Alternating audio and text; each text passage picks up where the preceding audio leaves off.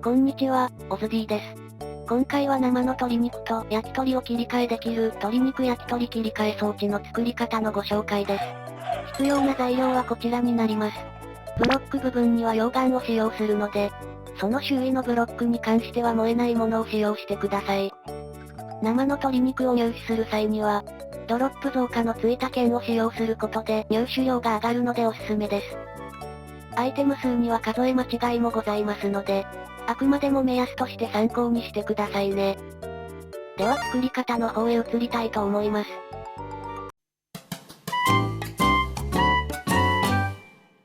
今回の装置は縦5マス×横3マスの範囲で作成します。まず最初にチェストを1つ設置しておきます。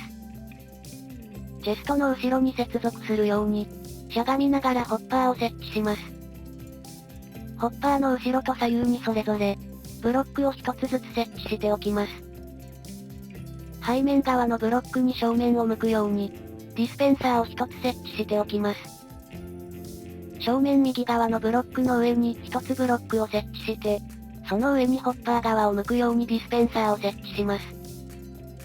真ん中のディスペンサーの上に、しゃがみながらブロックを設置します。左のブロックの上には追加で2段ブロックを設置します。ホッパーの位置の上部分に、仮ブロックを1つ設置しておきます。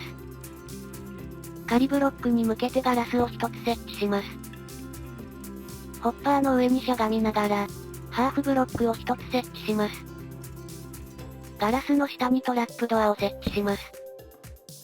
このディスペンサーの中に、溶岩入りバケツを1つ入れておきます。ディスペンサーにしゃがみながら、ボタンを1つ設置しておきます。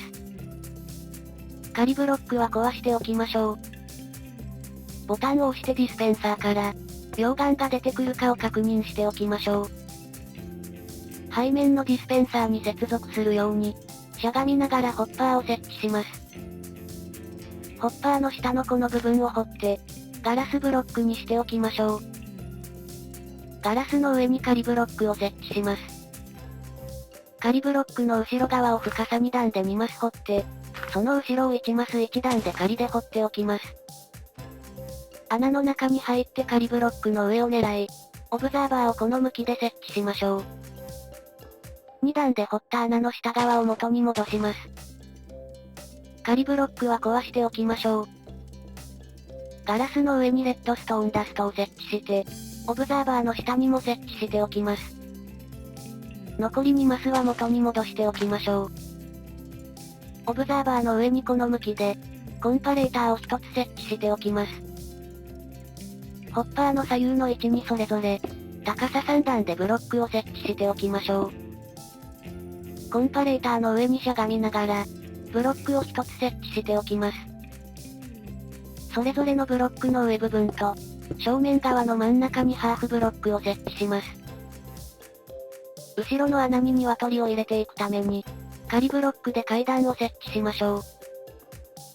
う。鶏を種を使って誘導して、こちらの穴の中に入れていきましょう。多ければ卵を産む数も多くなるので、効率も上がってはくるのですが、多すぎると窒息する可能性もあるので、今回は20羽ほどにしています。入れ終えたら仮ブロックは必要ないので、仮ブロックは壊しておきましょう。これで装置は完成となって、鶏が卵を産んだらホッパーが回収して、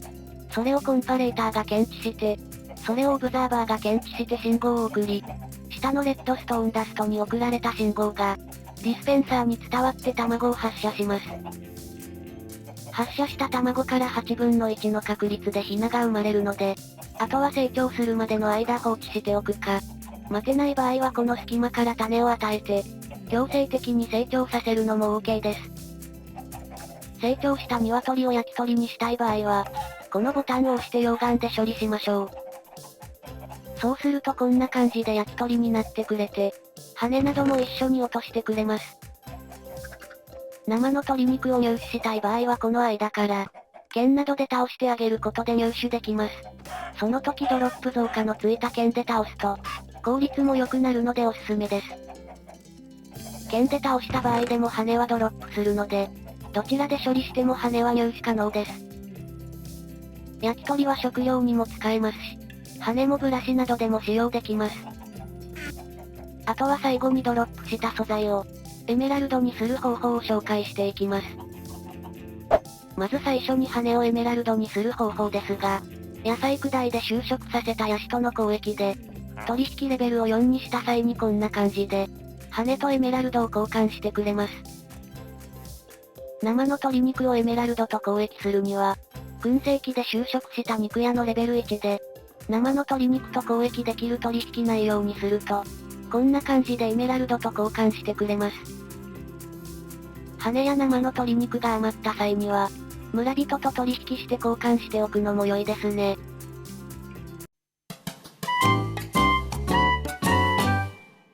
いかがでしたでしょうか？今回は放置しているだけで勝手に鶏が量産できて、生の鶏肉か焼き鳥かを選択することができて、村人とエメラルドと交換もできる、鶏肉焼き鳥切り替え装置の作り方のご紹介でした。材料も難しくなく簡単に作ることができるので、よかったら参考にして作ってみてくださいね。今回参考にさせていただきました方の動画は、概要欄にリンクがあるのでぜひご覧ください。最後までご視聴いただきありがとうございました。ぜひともチャンネル登録と高評価もお願いします。また他にも色々な装置やトラップの動画もあるので、よかったら概要欄などからご覧になってくださいね。ではでは、また次の動画でお会いしましょう。バイバイ。